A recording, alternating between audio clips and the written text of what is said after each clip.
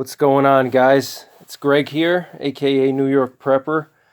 Wanted to just do this video on flashlights that I carry in my bug out bag and why it's important to have a backup flashlight. So a lot of people carry backup knives and backup pistols, but you should always have a backup flashlight, okay? So here I have 3 different lights that I carry in my bug out bag. This is my primary self-defense light right here. This is a Fenix TK09. It has 3 modes, high, medium, and low, and it also has a strobe and SOS mode, okay?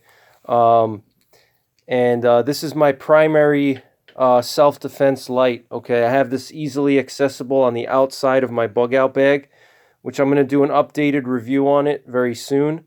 But this is a 1,000 lumen flashlight. It's a Fenix TK09. I love this flashlight. It's only $60, and all these flashlights you see here are $60 to $75 max, okay? But we'll start with this one, okay? So this is my main light. I've done a review on this one before, but basically I have a lanyard on it so I can put it on my wrist here so it doesn't fall, okay? So lanyard is important, okay? Make sure you have a lanyard for your primary flashlight, so in case your hand opens up, it doesn't fall, on the ground, and then you lose it because, your flashlight is black. So if you're, using it at night, and God forbid, if something happens and you drop your light, you're going to have a hard time finding it, especially because it's black and it's dark outside, right? So get yourself a little wrist lanyard like I have. If you can't buy a wrist lanyard, just make something out of paracord. But here I just have this one that just came with it. And what I like about this light is it goes to the maximum setting. When I turn it on, it doesn't have any memory. It's 1,000 lumens, all right? So the high mode is 1,000 lumens. The medium is 500.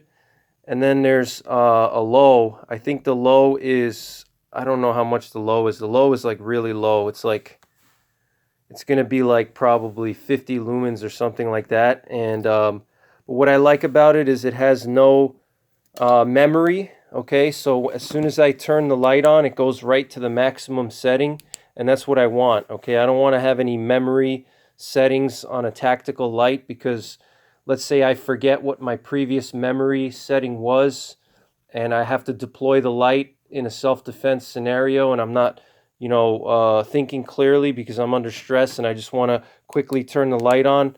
I don't want it to go to an old memory setting that is not adequate for the situation, okay? I want it to go to the brightest setting possible, and then from there I can go lower if I need to, or I can go to strobe, or I can go to, I'm sorry, this doesn't have SOS. It has high, medium, low, and then strobe, okay? So it's a very simple, basic light, okay? You can use this as a weapon-mounted light. It's very thick, as you can see. It's well made, and it's only $60 at the time of this video. So I highly recommend this light or something similar. It doesn't have to be this brand, but like I said, you don't want anything with memory, and you want it to be easily accessible on the outside of your bug out bag so you can grab it quickly when you need it, and then preferably you should have a pouch on your waist, okay, so you could wear it on your waist, and if you're walking around, you could have it on your waist. And you also want to get a red filter for it, okay, or any type of tactical light you have, your primary tactical light, you want to have a red filter, okay? And the red filter is important for saving your night vision, all right? Red light protects your night vision. It also has a lower visual signature, okay? And that lower visual signature is critical, all right, because you don't want to stand out. When you're using this bright, if I'm using this bright white light in the middle of the night, all right, and it's SHTF, all right, people are going to see that from a long distance away, all right. So I want to make sure that I can, this red lens here will protect me from being seen, okay. It has a much lower visual signature than the white light, okay. So, and it also preserves your night vision as well. All right. And, but in addition to, so you have your main tactical light, your main self-defense light, and then, you know, you want to have a red filter for it like I have here, but you also want to have a backup light, you know, because what happens if my main light fails me and it's an emergency and I don't have a flashlight now? Okay, if I lose this, if it breaks, if the switch in the back fails, the battery fails, the lamp inside can fail. Okay, these are all electronics. It doesn't matter how tough the housing is. The electronics can fail for whatever reason. Okay, they're delicate. The tail cap switch can fail.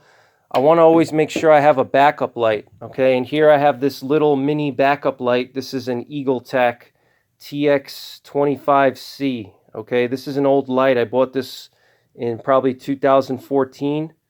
All right, so I've had this a while, and this has an extension tube. I took the extension tube off. It could run off of either one 18650 or two CR123s or one CR123. And what I actually have in here is a rechargeable CR123. You know, so I have all rechargeable batteries in all my lights, but you want to have something for backup, okay?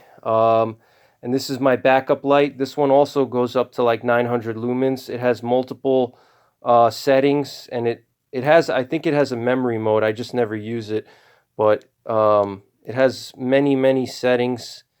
You know, here you can see it has five main brightness settings, and I know that it has a I know it has like a strobe function as well, but this is my backup light. It's nice and small, and I know that there's a lot of lights out there that, you know, are probably much better than this now. I know that they have like, you know, 2,000 lumen flashlights and stuff like that, but I really don't need that. You know, I think that 1,000 lumens is probably the highest that you would ever really need in a real situation for a personal flashlight, a personal defense light.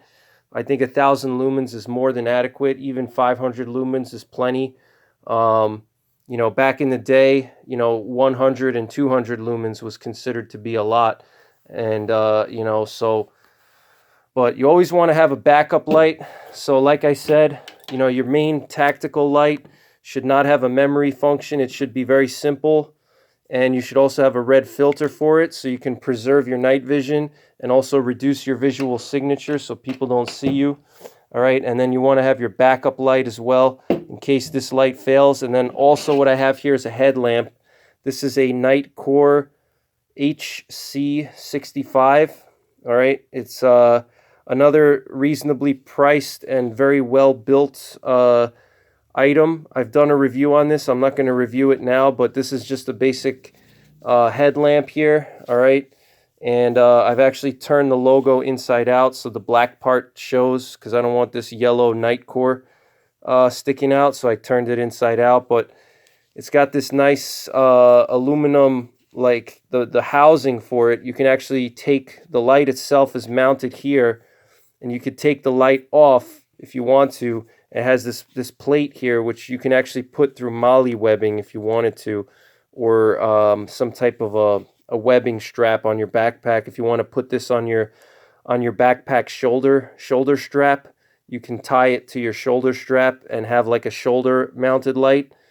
All right, and the headlamp, another important feature with the headlamp is obviously that has to be waterproof. Your tactical lights should be waterproof and shockproof as well, but you also want to have that red light, you know. The red light, especially on a headlamp, is absolutely critical, okay, because the red light is absolutely critical, all right? It's going to reduce your visual signature, and it's also going to preserve your eyesight, okay? It also saves the battery because it's a lot lower lumen levels, and you don't really need that much bright white light if you're just moving around and you're walking around, all right? White light is just for illuminating something, all right? If you see a threat and you want to shine the light in that area, that's what it's for. But for general navigation at night, you want to have something like this, a red headlamp, or one of these, you know, filters on your tack light. All right, and you know, this is going to save your battery, and it's also going to save your eyes and preserve your night vision. All right. So if you get a headlamp, you know, headlamps are key in addition to your tack light and your backup light. But you know, you want to also have a headlamp for navigation purposes. So, you know, all these lights that I'm showing you here are between $60 and $75, and I use rechargeable batteries for them. So I have a rechargeable 18650 in here. In here I have a rechargeable 16340, and also in here I have a rechargeable 18650. But the 16340 batteries are basically a rechargeable CR123. All right, so rather than buying CR123 batteries constantly, I can just you know, recharge this bad boy 500 times if I need to. And if I'm in the field, I can also recharge it with a solar pack or a battery bank. All I got to do is hook it up with a micro USB. So that's pretty much it, guys. I'll do a review on the batteries that I use. Actually, I'll pull out the battery while we're here. I'll just pull the battery out. I'll do a quick review of the battery. So this is the battery that I use, and as you see, it has a recharge. It's a rechargeable 18650 Phoenix. It's a 3500 milliohms, so it's got a pretty big capacity here. And I have a smaller version. It's like a rechargeable rechargeable CR123 in here. It looks just like this. It's just like half the length. And it also has a micro USB port, and I really like that because I can pretty much charge this anywhere. I have a micro USB. So what I do is I keep a battery bank in my bug out bag, and I can use that to recharge my batteries. You know, and it's just very convenient. And the battery bank also has a solar panel on there, so it gives me some versatility. But just wanted to show you guys my flashlights and show you the importance of having a backup light and also a headlamp, and obviously your primary tactical light. You know, that's absolutely critical for self-defense. You want it to be easily accessible, and you want to have it on your person. Okay, so thanks for watching, guys. I'll see you in the next video. Take care, God bless, and don't forget the 3 P's: prepare, practice, and persevere.